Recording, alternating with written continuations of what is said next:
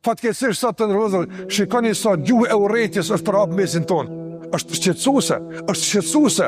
Sa let shpallet dikush tradhtar, sa let shpallet dikush dyftërs, sa let shpallet dikush i shitun e ku e di çfarë fjalë tjera. Ky fjalor nuk na bën derë.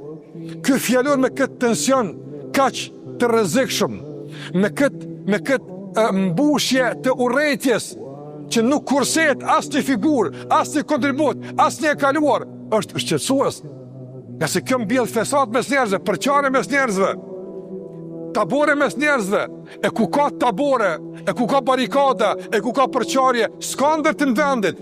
Ndërtimi ndërtohet me unitet e me bashkim, jo me luftë e urrëtie, e denigrim, e nënçmime për buzje të vllau ton, e të koqis ton, e të qytetarit që ti e ndon me të zvashku vendin, qytetin dhe arin që e thith.